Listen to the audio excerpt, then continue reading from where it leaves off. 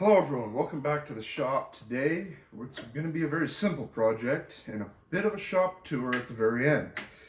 I have a project that needs a bending die for the forging press. I was asked if I could bend 14 gauge stainless steel, about 7 inches worth, and I said, well, I got 30 tons on tap, so I can do that pretty easily, but I do have to still make the actual die. It's just a simple 90-degree die. Nothing that's too complicated, nothing that's too hard. So let's get into it. And I got to do some welding first before I get to the machining. So these are the two pieces that will form the male side of my V press brake that will go on my forging press. This is sort of the base. These two bolt holes, they bolt right up into my forging press.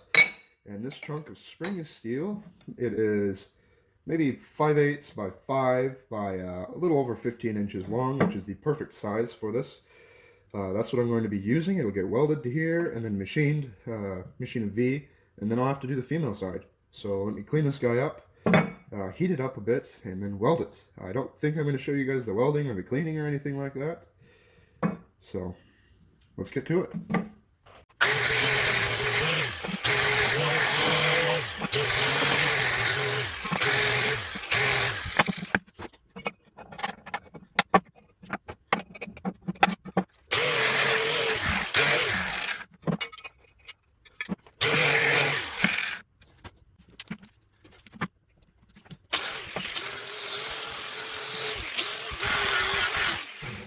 So I have it reasonably well clamped up.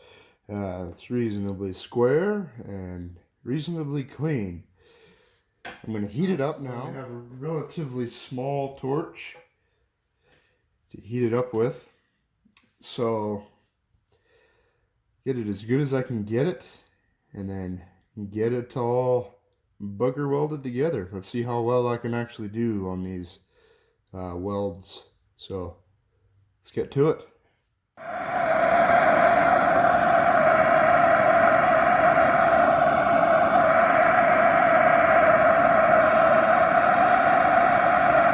So I got it all welded up.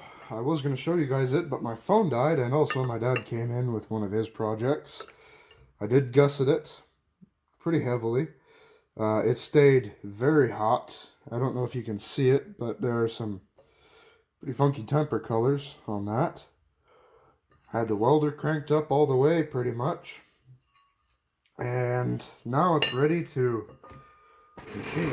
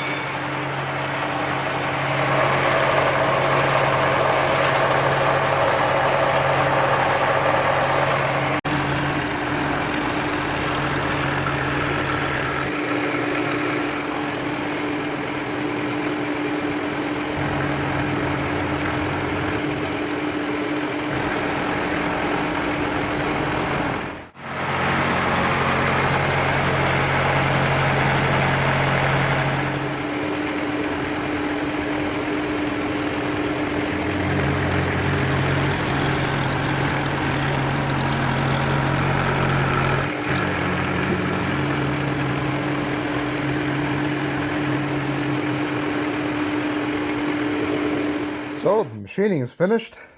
It was very sort of not parallel. This end here, it's offset by quite a bit, but this end here looks just fine. It's actually offset on this side a bit. So, and then in the middle it looks kind of fine. So that's just kind of how it ended up. It'll work fine. It'll be fine. I gotta deburr it, take the flap disc to it, and clean it up. When I get it cleaned up, I'll bring you guys over to the female side of this. This is the male side, male V. And start working on that too. That one should be quick. So, me being human, I made a mistake. I didn't get any of the video of this guy being made. That or my clone did it behind my back. Let's just say that. This is the female side of the die. 2 chunks of angle iron welded to a flat bar. Booger welded, of course. Still got to clean those up. But securely welded. Very secure. That's what you call that. So, sorry for not getting that.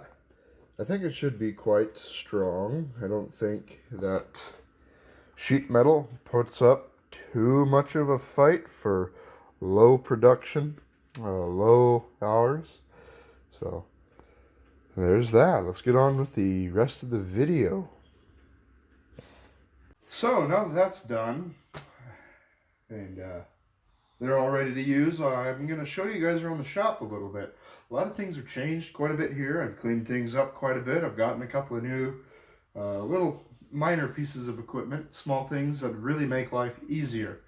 One of them you might be able to see, I'll take you off your stand and show you, is this rack. This rack right here, I welded together a few weeks ago. I got about 1,000 pounds of industrial scrap and figured, why not make this?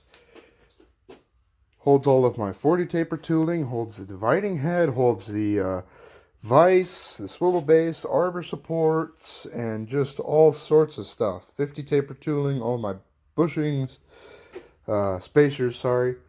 Lathe tools, has some stuff for the lathe, and just random stuff. It's a super nice shelf, much better than what I used to have, which was wood.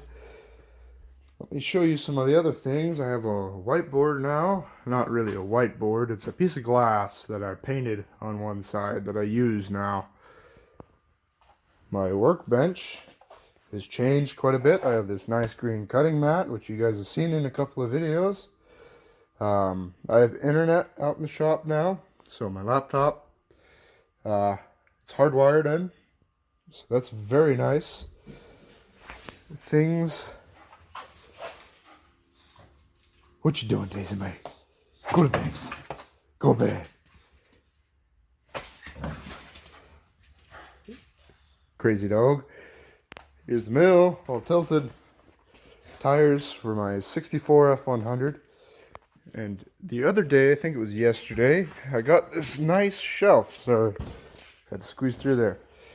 I got a nice shelf that I think is from the 40s. It was in a scrapyard. And it holds a lot of weight. I think this sort of slot number 55 has about 200 pounds of steel in it.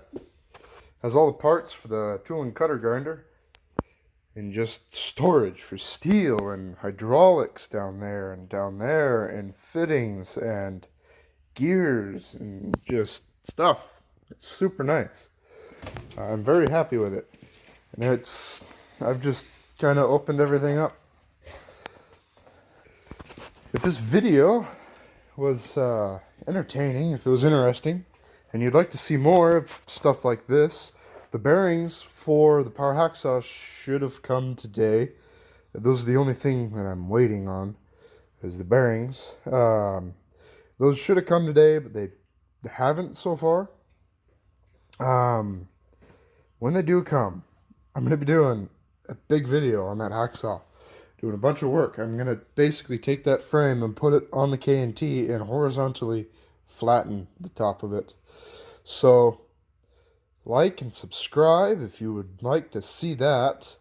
And see the rest of the Power Hacksaw series. I don't think I'm going to make a video of these guys in use. You know what they are. You know how it works. Put a piece of steel in, squish.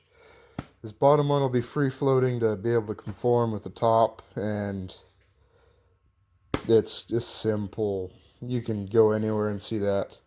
So, thank you for watching up until this point. Sorry for my rambling. Have a great day.